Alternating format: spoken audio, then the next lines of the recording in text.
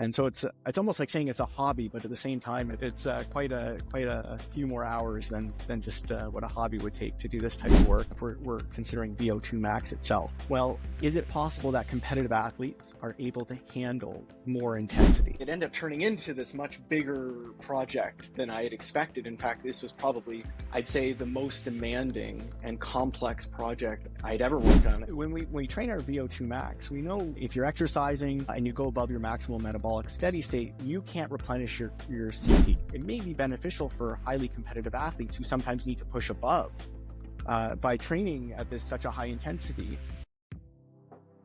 Hi there, and welcome to the Supporting Champions podcast. Now, my name is Dr. Steve Ingham, performance scientist by trade and training.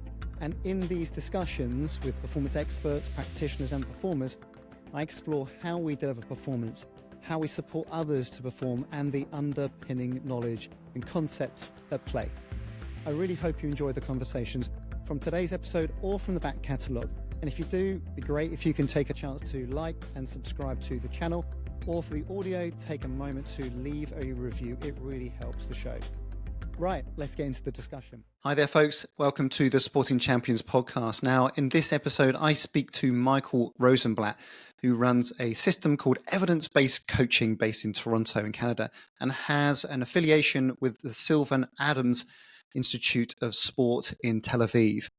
Now, interestingly, Michael has pulled together a stellar cast of people who've put together a meta-analysis looking at training intensity distribution and what interventions produce the greatest improvements in maximal oxygen uptake and time trial performance. So it's a single review paper published in Sports Medicine, but it is so majestic, so rigorous, and so well done, I thought it warranted a full focus.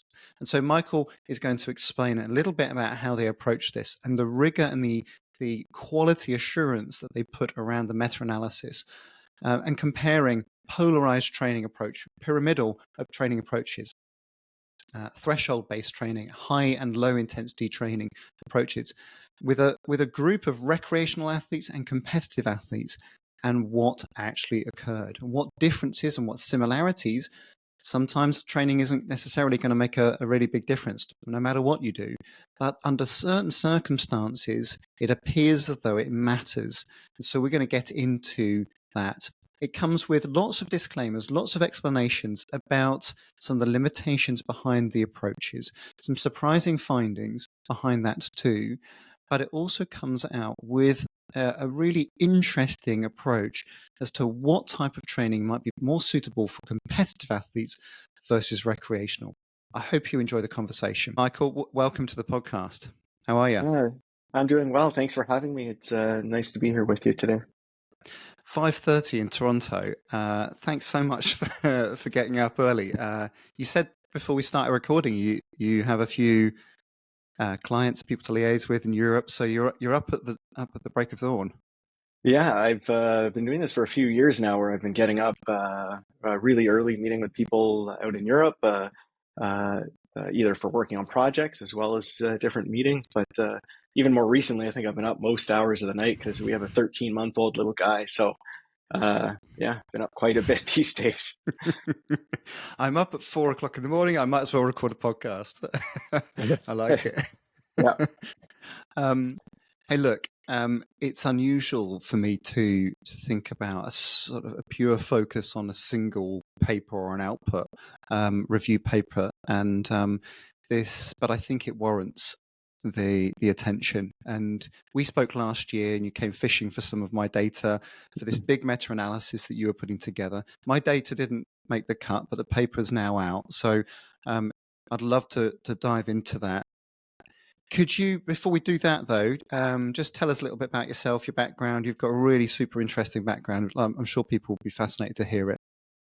Sure. So I actually started off as a triathlon coach. I started racing recreationally, and then I kind of got into coaching triathlon. And while going through my education, I did an undergrad in kinesiology and coached along the way. And then while coaching, I also decided to continue my education into physiotherapy. So I'm I'm a practicing physiotherapist. A lot of background in sport and running and swimming physiotherapy. About 5-6 years into practice, I wanted to continue developing my knowledge in exercise science, and certainly it's a passion of mine. So I went back to school and worked part-time as a physio while doing my PhD at the University of Toronto in exercise science. Yeah.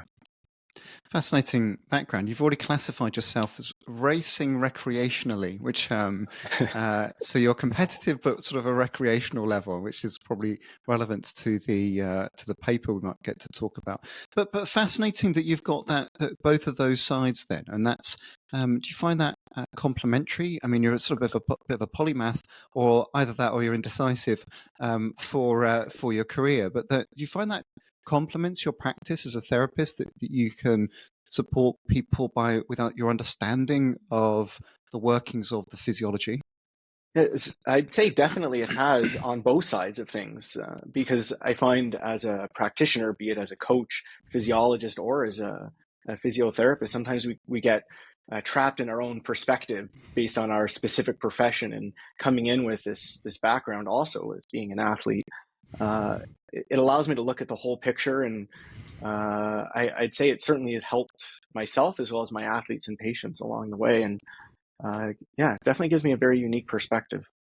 Yeah, fascinating. But also a physio who is publishing, researching in the sphere of training sciences. Is that something either you do through your work or your affiliations with academic organizations?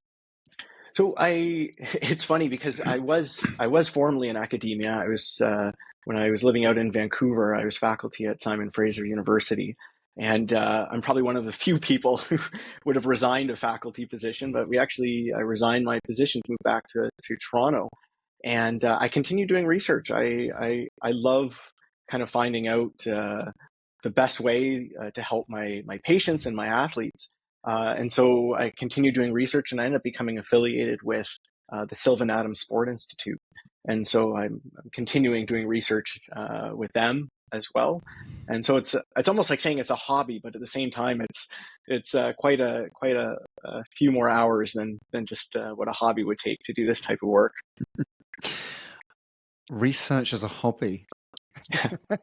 That's an interesting one. You get triple kudos from the publishing fairies there, and that in itself is admirable, because there's so many pressures to be able to on your working life, but be able to commit to be able to provide outputs. I've certainly found it hard when I was an applied performance scientist working in elite sport to be able to publish. I found it difficult because primarily sports didn't want us to publish. Now running my own business, the space and room for that is even less. So yeah, kudos to you. Yeah, no, it's certainly, it makes it more fun. I'd say I get to do the work for the right reasons, and work with some really cool people along the way. So yeah, amazing. And talking of cool people, you've pulled together this stellar group of researchers, academics, and applied thinkers and statisticians by the look for this paper that's just come out in Sports Medicine. Let me give it its full title: Which Training Intensity Distribution Intervention Will Produce the Greatest Improvements in Maximal Oxygen Uptake and Time Trial Performance in Endurance Athletes? A systematic review and network meta-analysis of individual participant data. Yeah, like I say, congrats on pulling this through, and yeah, excellent. Thank you to all the co-authors that have contributed. Can you tell me a little bit about the paper and the background thinking, and then perhaps we can get into it and the results and the implications? Sure. So it's interesting because the paper, I guess the whole project came together on a whim. I had finished publishing, or I guess I'd submitted my previous. I know a whim. Yeah. I mean, I've just given it the big grand build up there, and you've just gone, "Oh, it's a whim." You know, it's like a little hobby project. Well, it's interesting. It ended up turning into this much bigger project than I had expected. In fact, this was probably I'd say the most demanding and complex project I'd ever worked on, and may even be the biggest project that I'll work on in my career. But I just finished. I think it was in peer review. My previous study was in peer review, and it had some interesting results. Basically, we also looked at maximal oxygen consumption and time trial performance, and those results specifically showed that there was an improvement in oxygen uptake or maximal oxygen uptake, but we didn't see a change in time trial performance. Basically, the premise of that previous study was adding high intensity interval training to an already existing low intensity training program. And so it was a little, it was quite interesting to see those results. And so I was speaking with Dr. Stephen Seiler, and I knew that he was going to be working on a chapter in a book, and he was interested in potentially doing an update to a previous meta-analysis that I had done in 2019 on training intensity distribution. And so I looked into the literature a little bit, and I thought, okay, well, there's quite a bit of work done now on the topic. And I thought, well, what can we really do to get a better answer here? And also, how can I further develop as a scientist? And I've kind of shifted more to being somewhat of a methodologist and biostatistician along the way. And so I thought, well, a network meta-analysis might really add to the quality of the results, because currently what we've been doing is looking at one intervention versus another intervention, but there's several different training intensity distributions. I thought, well, if we did something where we can compare all distributions, or at least what's been done in the literature, we might be able to determine, is there one that's better than another for given outcomes? And then the second thing, I thought, well, there's certainly some limitations to the type of work that I've been doing in terms of looking at aggregate data, basically group data, which is how meta-analyses are typically done. So I thought, well, why don't I give it a shot to see if I can get the individual participant data, which, at least at the time, I don't think anything like that had been done, at least not in our field, I should say. And so that's kind of how everything started. And I think it was about a 6 to 8 month process to try to reach out to everybody to try to collect the individual participant data. Yeah. Yeah, like I say, myself included, but I didn't make the cut. And you tested me at the very least to be able to find my data, let alone share it. And so there are two aspects there that are quite interesting, and I think it's useful for people to understand a little bit about the meta-analysis approach. If this is going to get people snoozing, then I think they can fast forward. But network meta-analysis, could you tell me a little bit about that? Because I think that's quite important for broadening the reach and the potential interpretation of comparing the different modes of training. Yeah, and I guess if I just give a really quick background just on what a meta-analysis is, just on its own, what a traditional meta-analysis is, like I mentioned, it's a pairwise analysis where you're just comparing two groups, and you pool the data together, and you give each of the different studies a weight to determine the impact that each individual study would have on the overall analysis. Whereas a network meta-analysis, if you have, let's say, something like intervention A versus intervention B, but you also have intervention B versus intervention C, you can then do some indirect relationships. So for instance, if you don't have A versus C, you can use the comparisons, the intermediary, to then come up with an altered weight to the studies and an altered effect size, or your outcome, let's say for VO2 max or time trial performance, to get a more accurate, I should say, I hope that's the right word, a more accurate effect size. And it also increases the power to determine that. So basically, we're increasing the sample size. And so by doing so, we'll hopefully be able to get a significant or statistically significant effect, which is certainly a limitation in our field. But also do multiple comparisons. So we can say, is one intervention better than another, better than the other? And we can also rank those interventions as well, which is also an important thing to consider. Yeah, super interesting. And Does the A versus C stack up? Can you cross-validate that in terms of it sounds like it might be something you can run idealized from a statistical point of view, but can you cross-validate so that you can assure the quality in your reporting? I'd say certainly you can, and there's quite robust analyses to do this. But again, it would really depend on the sample size of the comparison. Right. So, for instance, if you only have one or two studies that compare, let's say, the C intervention, then it might actually alter the rest of the intervention. So certainly what you'd want to do is some additional analyses to test to make sure that the results that you're getting are accurate. And when you actually do these analyses, it does both the direct as well as the indirect analyses, and it compares the difference. So we're able to determine how far off are they? Are they statistically different? And if they are, should we further investigate why that might be the case? So the nice thing is it's not just giving us a result, but we're able to determine is there a difference between those direct and indirect relationships? Super important. And so, who was involved? What were the participants, athletes? Can you just tell us a little bit about the body of the people that you were exploring? Sure. So there was quite a sample size, especially for this type of an analysis. So there's about 350 participants total in the analysis, a little bit less for each of the main outcomes. So of course, that includes all participants that either did VO2 max or time trial performance. It ranged from teenagers all the way up to about 15 years of age, up to close to about 50 years of age. So we had quite a range of individuals here, not just in terms of age, but also in terms of fitness and across a variety of sports. So in VO2 max, there's a very large range in VO2 max, range from about 30 mils up to close to 80 mils when we look at the individual participant data. And there were cyclists, runners, rowers, triathletes, cross-country skiers. So there's quite a variety of sports as well. So the nice thing about that was we were able to do some subgroup analyses to determine how these participant characteristics may have influenced those results as well.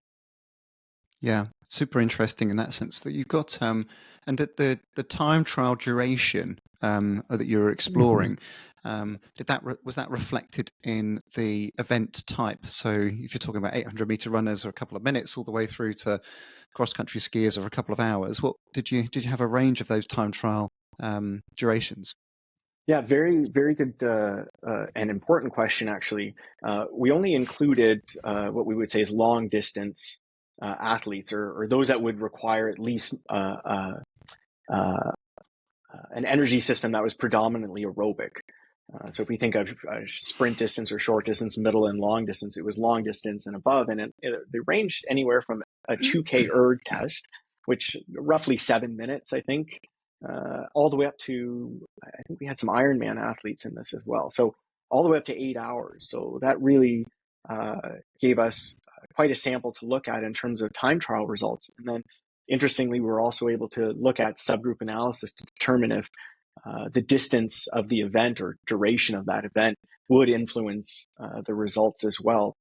And I might add, I think it's important to say we're very, very particular about using just those athletes that were conducting tests that were aerobic in nature, because there are previous studies that would have combined even 100-meter sprinting into those results. And I think that could influence the results unless you would subsequently look at another analysis to see if that matters. But it was very important to be very specific with the type of athlete group.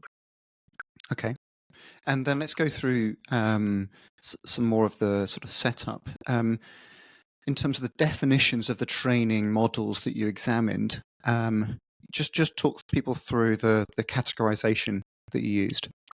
So there's several different methods to determine training intensity. There's all these different models that are out there. And what we did was we used the 3-zone model, which is what's most commonly used in the training intensity distribution literature. And so it would be broken up into the different zones. So below your first lactate or ventilatory threshold, would be your first zone. The second zone would be between the first and second thresholds. And then zone 3 would be above. So that's how just to set the premise here on how we would describe these different training intensity distributions. Of course, we looked at a polarized training intensity distribution. And so that would be about 75-80%, give or take, in that zone 1 or that first domain there, with approximately 15% in that zone 3. And maybe 5% or so in zone 2. But really, it was that there was this divide here with majority in zone 1 and then the rest in zone 3. A pyramidal distribution. And so that would be with the majority in zone 1. The next majority of training volume would be in zone 2, and then finishing up with zone 3. And then the threshold model, where majority of the training would be actually zone 2. And zone 2 is, I'd like to say it's somewhere where we would say is like your race pace, anywhere in that zone along there, depending on the distance of the event, but that's where that would commonly be. And then we'd see the next most in zone 1, and then again into zone 3. I do want to say, though, we did have 2 other distribution models that we included, because some of the studies included like a high intensity model as well as a low intensity model. Low intensity model, we called that 100% just zone 1, whereas the high model, which would be a lot more high intensity interval training, so a majority of the training would have been in zone 3. Yeah. Okay. So that's important to recognize the differences in approaches. Polarized, where there's some differentiation. Pyramidal, where it's stacked from sort of zone 1 and lessening towards the higher intensities. Threshold, where it's sort of concertinaed into the middle. There's a sort of classic, I think, a classic mistake for a lot of people, but that's my own bias, where you think, right, I've got a 30-minute run, I'll make it as hard as possible. I've got a 60-minute run, I'll make it as hard as possible. So everything clumps in the middle. And then a stack towards high intensity, but that's sort of more than 50% of the training above zone 3. So that's quite, and so presumably that was predominantly interval-based training. And then low intensity, which is purest, I guess, below zone 1, 100% in zone 1. And so then I think this aspect of the study about you sort of decoding and reinterpreting, so the intention to treat, inverted commas, versus per protocol. Could you just explain that? Because I think that is a really neat aspect, and I would no doubt imagine that was a lot of work.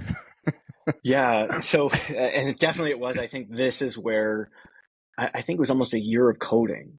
So I did all the statistics using R in R Studio, and traditionally an intention to treat analysis would be where you have all participants, regardless of dropouts. You would use. You'd want to include even the baseline data for dropout participants who dropped out if they were ill or for whatever reason at follow-up. That way we don't break that randomization process.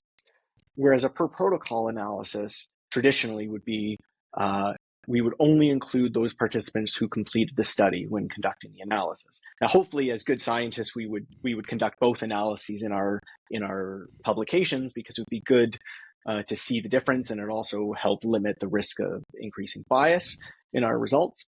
What we did here was the intention to treat analysis. Of course, I tried to actually get all the participants who dropped out, as well as any participants who may not have been included in the original publications. And I actually was able to obtain some of that data from the corresponding authors here. With the intention to treat analysis, we kept participants in their original intended groups. Regardless of what they may have actually done, we kept them in their originally randomized or divided groups, and we ran those analyses.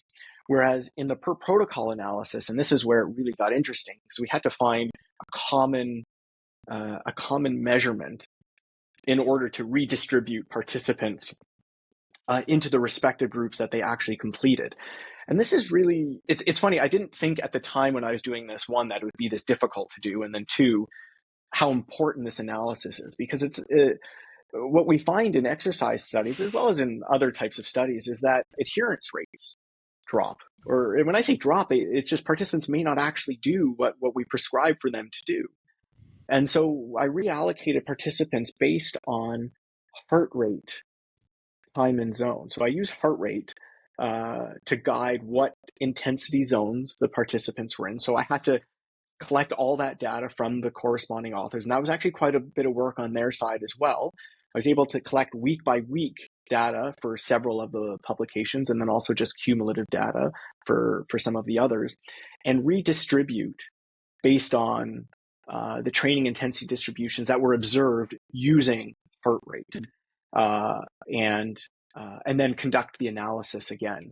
Now, I will say the reason why I used heart rate was because it was the most common measurement across all of the studies. There's certainly some limitations to using heart rate. That's been discussed quite a bit in the literature, especially for training intensity distribution. Though there were some very interesting results that may actually conflict with those okay, maybe we'll previous get into findings. that. Sure. So yeah. So when you look at dividing athletes by heart rate, we'd say, well, if somebody is doing a polarized training intensity distribution, we know that heart rate may lag in terms of based on their actual physical output, the power output that they're doing. So if you're doing interval training, you're in zone 3, and when you stop and you drop down to zone 1, your heart rate's still high. So it may look like as it's coming down, you're putting a lot more time into zone 2, when in fact you may not actually be doing that. The interesting thing about this study was when I divided the athletes based on heart rate, in some instances that happened, where it actually shifted athletes who were doing a polarized distribution more to into a threshold or a pyramidal model. But interestingly, in other cases, it actually cleaned it up and shifted athletes into a more polarized distribution, which was not in any way what I expected. And in fact, for the Esteve-Linneo study, I hope I pronounced his name correctly, one of the groups was 80% zone 1, 10% zone 2, 10% zone 3. Now, that wouldn't actually qualify for any of the training intensity distribution models, given how we quantified it in this study. However, when I reanalyzed it based on heart rate, it actually shifted more towards a polarized distribution, which is the exact opposite of what you would have thought, which was great for us because we were able to continue to include that study. So we were able to increase the sample size. But again, exactly the opposite of what we originally thought. Okay, so that's an extensive piece of work there to say, we hear what you said you were going to report on. You know, you've got these particular groups. Once we've actually pulled the data and decoded it, reinterpreted it based on common criteria, you actually see you're able to differentiate, or maybe say, if you said it was going to be a pyramidal approach, but actually turned into be a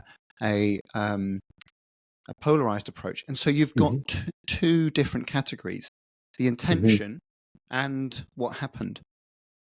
Yeah, and it was interesting when we actually looked at the results of that, and not even just the specifics in terms of the outcomes and is one intervention better than the other, but how it actually distributed and how the results were very different between the intention to treat analysis and the per protocol analysis. But the other thing that was very interesting is when we reallocated based on heart rate, the confidence intervals or the error around the effect sizes actually decreased.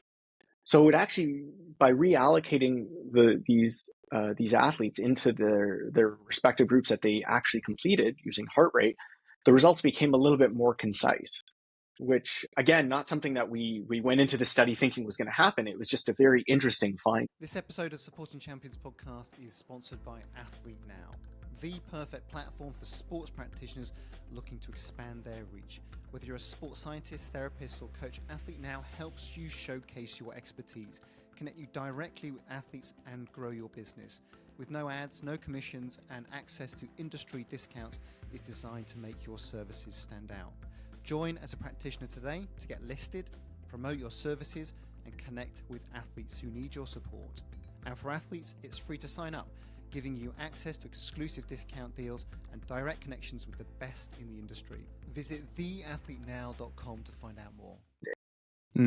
Okay, so there's limitations to using heart rate in the sense that there is a lag in terms of undertaking intervals, for example, a lagging heart rate rising, but then a drop in heart rate post-interval that might not necessarily fully represent the external load. There's the effect of prolonged exercise where you might get cardiac drift. Where you might start in zone 1, the exercise intensity might be set in zone 1, but the heart rate is indicating more time in a higher heart rate zone. But what it appears, as much as anything, whilst heart rate isn't perfect, using a common indicator to unify some of your analysis has certainly seemed to have improved your interpretations. Yeah, definitely. And interestingly, it actually made the results for both maximal oxygen consumption and time trial performance more similar. And the reason why that's important to say is because there weren't the same studies that included both VO2 max and time trial. And so to have different groups of studies pooled together, even though maybe 75% of the studies were similar, but with the differences across those studies for those outcomes, the fact that the results for the different outcome comparisons end up looking much more similar helped us to increase our confidence in terms of the work that we were doing.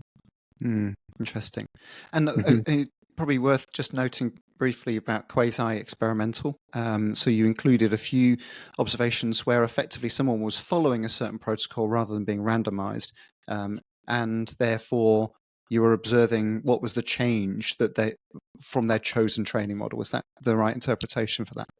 Yeah, so the experimental would be if they were randomized, whereas the quasi-experimental participants would have been matched by something like VO2 max or their racing performance and then placed into two different groups. Of course, there's some limitations to that because when we don't randomize, there certainly increases the risk of bias. But we did include both of those studies, and then in the analysis, I definitely tested to see if there was a difference between those studies that were randomized versus those that weren't, because I think it's important to assess all aspects of study design to ensure that we limit the risk of bias influencing our results. Yeah. So with any other limitations worth sort of noting, because there, whether it's heart rate, I mean, there's some notes about sample size and certain samples of training intensity distribution models, such as high intensity, if it's smaller, for example. Any others worth noting before we jump into some of the results? I think methodologically speaking, those would be some really important ones. I think the only other thing that I think should be brought up is the way in which the respective researchers determine the different training intensity domains. So for instance, or I should say the thresholds themselves. So whether or not a zone was determined by the first lactic threshold or the first ventilatory threshold. So there's different measurements that we can use and methods to determine them that could actually differentiate or actually make these interventions different. So even if they're both looking at polarized interventions, the way in which they determine those domains certainly can influence the results. Yeah, it's a messy world. It's a messy way in which, and you've taken a very purist approach of looking at those aerobic athletes, aerobic events predominantly, and then when you get into middle distance training, when you get into multi-mode, whether it's running, cycling, triathlon, things start to get complicated. And I presume there was no indication of how much strength-based training or cross-training people were doing in itself. It's a messy old world to try and get some resolution of observation. Yeah, and the main thing to talk about regarding that in a meta-analysis is to try to collect as much data from each study as possible, and then do some analyses post hoc to determine if any of those variations across studies influence the results, which is very different than what you would do in a regular experimental study. So in a regular experimental study, you'll randomize people into different groups, And then hopefully there's similarity in groups. However, when you do a meta-analysis, and this is very important only because there's the critics out there, Yeah. what you do is you're combining studies that we already know are going to be different. So what you do is you combine them all, and then after you determine if there is some degree of variation across the studies, did that influence the results, as opposed to the other way around. So, yeah. And I hope for people who are listening, I think it's worth us spending the time to hear about the diligent approach that you've taken, but it's also the sense and the reason and the objectivity as a scientist that you would bring to this, so that then we're in a better place to make a judgment about the outputs. I think it's worth just giving the time and the space to the rigor that you've put into it. And before we get into the results, we should note, I guess it's the state of the nation, but it's 15% of the participants were female, so it's a small female observation, and that hopefully will be something we can come back to in future years to see sex-specific, gender-specific approaches. Yeah, and interesting that you brought that up, because majority of the athletes, so we looked at both recreational and competitive athletes here, and majority of the female athletes tended to be recreational.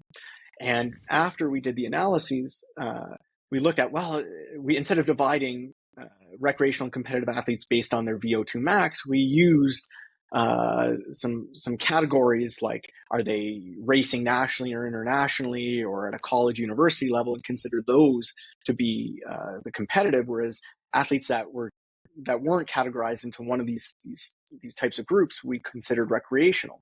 And so rather than dividing by VO2 max, that's what we did. So I ran an analysis following to see, is there a difference in VO2 max between these groups? And there actually was quite a difference. And then I said, there's a much larger sample of female athletes in the recreational athletes. Is that why maybe there's a lower VO2 max, at least in this sample that we're looking at? And the results showed that it actually didn't influence how we categorized athletes or the difference in the VO2 max between those groups. So I'm telling you, I did some really robust analyses here, because the ultimate goal is really how can we help our athletes, and really do some really clean methods and statistical analyses to do that. Okay, so with all the understanding of your approach, we have VO2 max and time trial as the two main outcome measures. Can you go through those? Let's start with VO2 max. What have you got to tell us? So when we look at the results for VO2 max, of course, the intention to treat analysis versus the per protocol analysis are very different. Not just in terms of what the effect sizes were, but the groups were reallocated quite a bit. And not only that, we were able to do additional comparisons because we were able to see by reallocating, there was more connections across the 5 different training intensity distribution models. Now, sample sizes were quite low for the low group, the high group, and even the threshold training intensity group. So really, the majority of the analyses for both actually VO2 max and time trial were between polarized and pyramidal. But when we look at VO2 max, there was no difference. I'm going to be very particular about this because I think it's an important thing to get into. There was no difference between pyramidal and polarized interventions, just when we're looking at it just off the top. When you look at the whole sample together, there's no difference. When you look at the difference between polarized and threshold, high and low, there is no statistically significant difference. And I think it's very, very important to say that, because a lot of interpretation, at least that I've been hearing, is that, I guess it doesn't matter what intervention you do, you'll see the same difference. And actually, when there's no statistically significant difference, it likely, and in this case, one, the sample size was very, very small. And in fact, if we look at some of the groups, there's only 7 participants in the low group, I think about 15 in the high, and threshold, maybe 20, 25. That's a very small sample size. And so not only was there a huge variability in those results, but even the magnitude of the effect size. So let's say you'd see 2 mils improvement, let's say. Well, because the sample size is so small, maybe it's -2 towards the other group. It's the effect size itself is almost meaningless. And so it's very important to interpret that correctly. But like I said, though, the sample size for pyramidal and polarized was, I think it was over 100 or close to 100. And in my previous study that I did, we found that about 80, 85 participants are required to determine a statistically significant effect per group for VO2 max. So you need about 160 or so participants to determine a statistically significant effect. And there was enough for polarized and pyramidal, but there was no difference between those groups until we started looking at some of the variables. And this is where it gets interesting. Before we get to that, though, time trial, similar results. Okay. It was the magnitude of the effects were ever so slightly different, but the way everything looked, it was almost identical, which is really nice because it does show then, even though in some situations we don't see relationships between VO2 max and time trial, and sometimes we do, the way in which the effect sizes came across were very similar. But the interesting thing is, and this is what is important when you do a meta-analysis, is you determine if there's some degree of heterogeneity in these results. And that means, well, I'm pooling these studies together. Should I really pool these together? Like I said, we pooled recreational and competitive athletes. Should you be doing that? Well, there's a difference in rate and distance in racing, or even duration of the studies themselves. Should we be pooling these? And so that's where we look at something called statistical heterogeneity. And this is a very important thing to consider in meta-analyses. And I'm going to only bring this up because, one, it shows where our results went. But if you're reading a meta-analysis and you see an effect size, you're like, oh, well, this is going to help or it's not going to help. It's very important to look to see, is there any heterogeneity in these results? Because if there is a large degree of heterogeneity or variability in these results, I'd strongly caution people in terms of how they would interpret those results. And so basically we look at it as a percentage of heterogeneity. 0 means basically the studies are the same and we're able to pool those studies together. 100% heterogeneity mean they're very different. And there's some reason why there's these differences. So when we look at the network meta-analysis, there is very limited statistical heterogeneity. But when I wanted to look at polarized and pyramidal separately, not because there was no statistical heterogeneity, but because we had the individual participant data. And that's where this got really interesting. We were able to do analyses based on these individual data points without losing information here. So in the typical meta-analysis, we use aggregate data. So the pooled, basically we're looking at a mean. So for instance, if we're looking at age, the whole study, the group will all look like, if the mean is 30, then everybody looks like they're 30, when the range might be anywhere from 15 to 50. Whereas what I was able to do, because the sample size was large enough, was to do these analyses based on the individual participant data when it was appropriate. And when I looked at just the pyramidal and polarized, there was actually an interesting result looking at performance level. So there was a difference, specifically for VO2 max. There was a difference between recreational and competitive athletes. In fact, the effect size was quite large for this type of population. The effect size, we call it a standardized mean difference, was 0.6, which is really saying how many standard deviations away. So it's just over half of a standard deviation, which again, for trained individuals, that's quite a large effect, specifically for this population. And interestingly, the effects, they actually went in completely opposite directions. So there was no difference at all. And then when we did that subgroup analysis, it showed that competitive athletes tended to benefit more from a polarized training intensity distribution intervention, whereas the recreational athletes tended to benefit more from a pyramidal model. Now, when I say tended to, it's because now we just cut the sample size in half, and it didn't reach statistical significance. However, there was a significant difference between those groups, and the magnitudes, the direction of those went in completely opposite directions. So probably we're looking at what would be considered an accurate effect size, maybe slightly off, but I feel fairly confident in the direction of these results. Now, forgive me if I've broken some sort of scientific principle here, because I just want to check my own thinking. And I might edit this out if I sound stupid. Is there, or have you been able to control for the fact that a lot of higher level athletes will drift towards a polarized type model? It might be their chosen way of working, versus a recreational. They might be more likely to take a pyramidal approach. Is the simply the fact that if you've got more time, you're probably going to stack your training towards a polarized approach? Is the fact that the fact that they might just be more oriented to do this? Is it more common for those types of athletes to be able to do those types of training? I guess there's a few ways to look at that. So first of all, if we look at the intention to treat versus the per protocol analysis, there was no difference for the pyramidal versus polarized. The effect sizes were roughly the same. So if we look at it purely from the results, I'd say probably no. Now I think it was about 20%.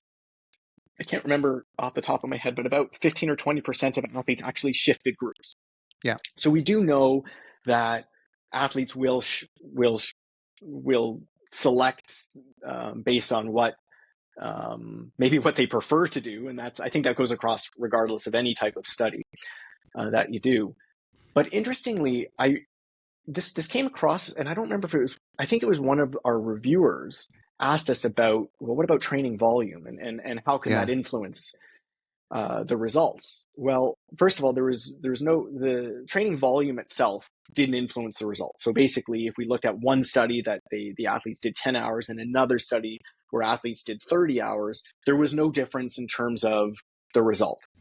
But then what we're getting at is, well, within those studies, would the polarized interventions have a greater training volume compared to let's say the pyramidal? So would we say maybe pyramidal athletes only did 15 hours and the polarized athletes did 20 or 25 hours a week? Also partially because they're able to do a lot more lower intensity so they can handle it more.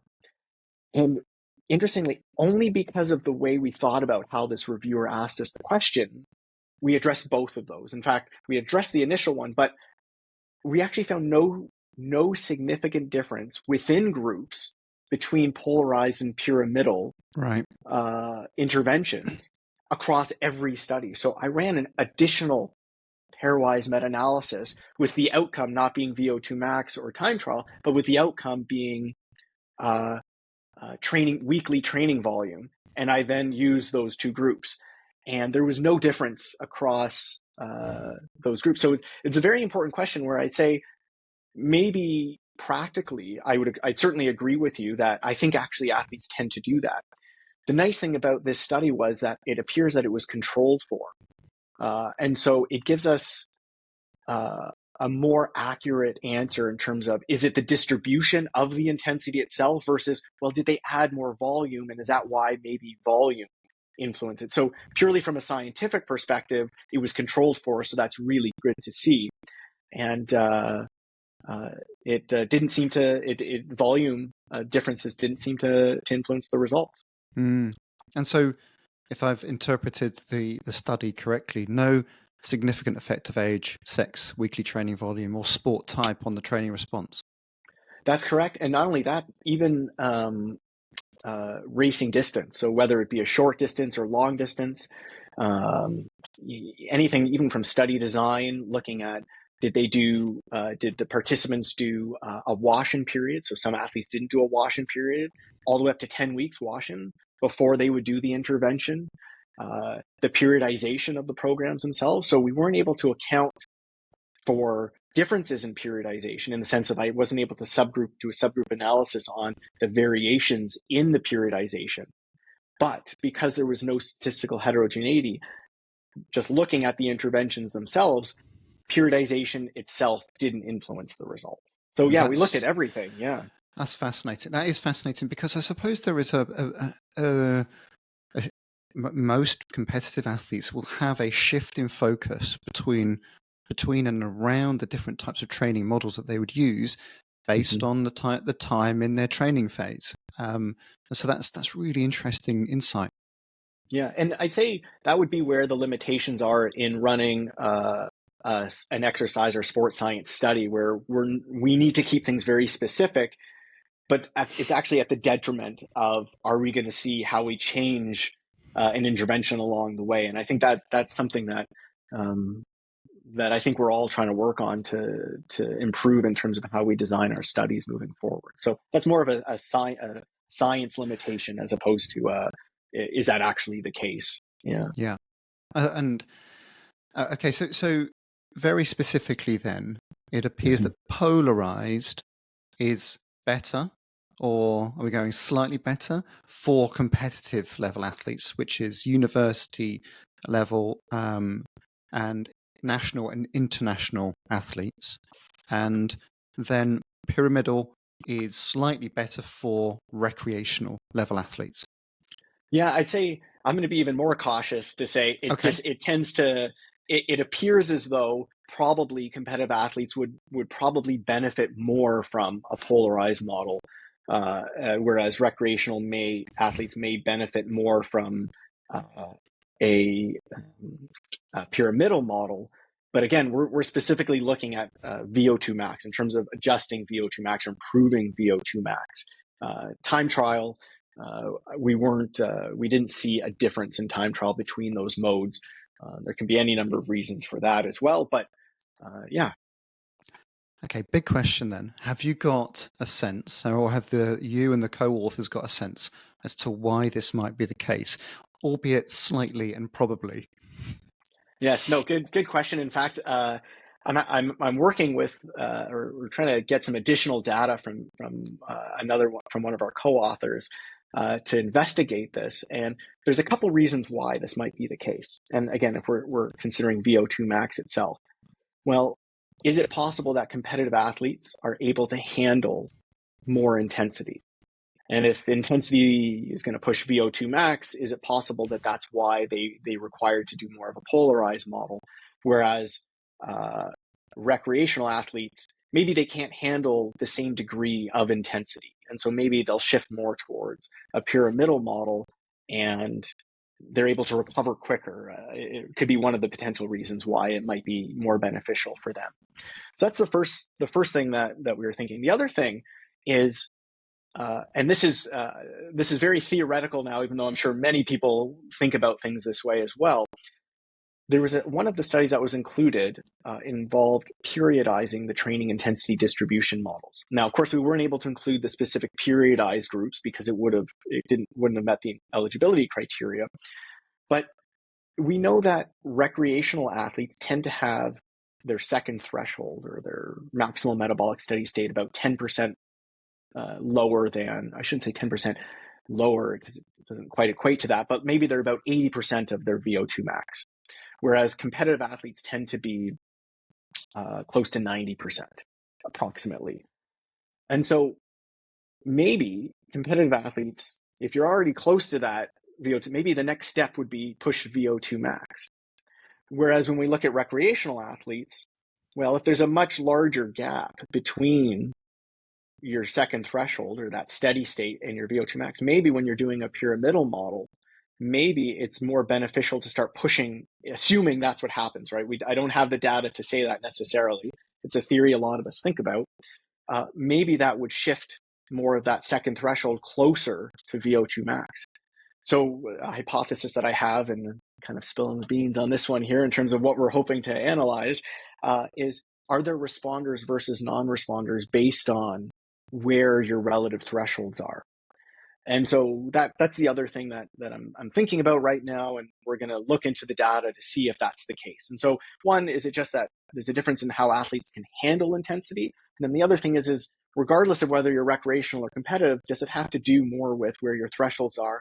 And maybe would one distribution help to shift one threshold versus the other would be beneficial for a different reason? And so I think that's an important question to look into. Fascinating. And I'm going to go wild in the aisles here and speculate even further. Here's my thought to chuck into the mix. That those athletes whose thresholds are butting up against almost VO2 max. And so the ceiling for their improvement may be somewhat limited. I agree. I think that is an interesting observation from an individual profiling point of view as to where they sit and therefore where you should put the emphasis in your training. What's limiting? If you're not getting much of an improvement in your thresholds because they've almost maxed out, they've capped out a bit, certainly you should put the focus on something like VO2 max. I think then potentially it even warrants the next landmark up. And this is an approach I've certainly taken with many middle distance athletes, for example, is focus on maximum force characteristics too. Some dedication to upping the capacity, upping the ceiling for how strong your muscles are. Because when you start then going above VO2 max, as you would do often in training, you've got increased capacity and you've got then perhaps more headroom for something like an upper aerobic threshold to develop. And it certainly seems as though, and this is anecdotal as much as anything, that I've noticed that spending so much time at an aerobic level you're probably going to maximize your adaptations. And then if things have started to plateau, to put the focus on some anaerobic development, some max force characteristics, and this whole world of durability that's starting to open up about how you execute and what matters when you're actually performing. Obviously, we know that VO2 max is only one component. So yeah, that's fascinating insight into what might be something confounding some of the interpretation, but also the responses to training. Yeah, and interestingly, I'll add to what you're saying. So again, very theoretical here. Yeah. When we train our VO2 max, we know if you're exercising and you go above your maximal metabolic steady state, you can't replenish your CP. You can't your creatine phosphate stores. But if you push your VO2 max and you have an ability to replenish these anaerobic stores better, while you might not be improving your submaximal capabilities, it may be beneficial for highly competitive athletes who sometimes need to push above. By training at such a high intensity, obviously we still know you won't replenish it above, but maybe you're increasing your capacity to replenish your creatine phosphate stores faster once you come down. So there's all these things that you may benefit from doing this high intensity training as well. But of course, it would also depend on the type of race. Are there going to be spikes in what you're doing throughout your race? And that could suggest maybe why something like what I just suggested could be beneficial. Yeah, well, my head goes immediately to Pogacar and Vingegaard in the Tour de France, where you just rewind 5 years ago, and everything was run at a very controlled, steady intensity on the flats, and up the hills. And now it's pacey, it's volatile, it's this series of sprints. And so that type of training is warranted to compete, not least develop your capacities. Yeah. And so I suppose if I zoom out a little bit, then if there are possibly polarized approaches being slightly better for competitive athletes and for pyramidal for recreational, this feels at least like it's a good place to start for people if they're thinking about considering different types of models. And I would always include some sort of discussion about starting somewhere, and if it doesn't work for you, shift the focus to a different model based on you getting results or not getting results.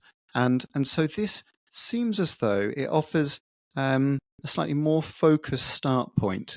If you're a competitive athlete, this is a good place to start. If you're recreational, and maybe try the pyramidal. And if it doesn't work for you, try something else. Yeah, definitely. I would 100% agree. It's right. We're looking at specific interventions here, and there's some evidence now and I would certainly still say it's very strong evidence here. It's the best that we have, I think, based on the data set. It's a good place to start. And it'll almost even take a big step back, especially if you're a recreational athlete, is just try to get in some consistency and then try to recover. Yeah. Yeah. Consistency and for athletes variety. Mm-hmm. If you're taking a simple training model for running using the pyramidal approach, that's probably a long run. It's probably a threshold run. It's probably some interval sets. And the volume will sort itself out in terms of how much time you spent there. If you're just doing 3 runs per week. So there's some variety as opposed to perhaps just doing the same thing all the time. Yeah, definitely. Yeah. Yeah. Anything else to add? You've put all the cautions. You've given all the indications of the limitations and the rigor in the approach. Anything else to add in terms of where you see this from the current data set or potentially the future directions? I think, in terms of research moving forward, I think, it's given us a lot to think about in terms of the interventions, but then also study design and maybe everyone's been talking about this for quite some time, but are there better ways to design studies that may be more appropriate for athletes and maybe using more of an individualized approach? I think that's a key thing on the science side. But in terms of coaching, I think we touched on it really well. There's maybe there's a good place to start if you're a recreational or competitive athlete. I think the only other thing that I'd say, which we didn't get into too much, even though I briefly touched on, was the way in which we determine our thresholds. While it may be important within an athlete in the sense of, do I want to monitor change over time? And it is very important to have a specific protocol and keep doing that protocol, be it ventilatory thresholds or lactate thresholds, whatever we're going to do. However, when we're looking at performance adaptations overall, and we're just trying to say, well, if I want to, say I want you in zone 1 or zone 2 or zone 3, a little bit of variability is okay in the sense of you don't have to be within 1 heartbeat. And, obviously I'm exaggerating a little bit, but it didn't appear as though the differences across studies and how these thresholds were determined influenced the results. So a little bit of variability is okay. It's not going to really change how we train. However, if we're measuring changes and we want to see if somebody's improved, then yes, of course, it certainly does, because now we're looking within a specific individual, and we would definitely need to be very specific there. Okay, so that's a nice, supportive, but quite open recommendation.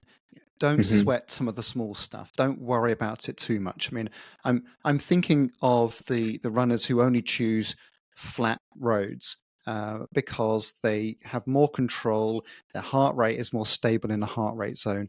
I'm also thinking about the triathlete I once saw who had a big lump on his head, and he'd run into a lamppost because he was checking his heart rate. Yeah. Just enjoy your run a little bit more than making sure that it stays between 155 and 158 and over worrying about that. Exactly. Yeah. Yeah. Okay. Hey, look, Michael, thank you so much for the discussion. Absolute hat tip to you and the co-authors. Kudos to your R programming skills and keep up this crazy hobby of yours. Yeah, thank you so much for having me. It's been a pleasure. Absolutely. Thank you so much for joining me. Hope you enjoyed today's conversation. If you did, please take a chance to press like and subscribe to the channel. And for audio, please do leave a review. Thank you.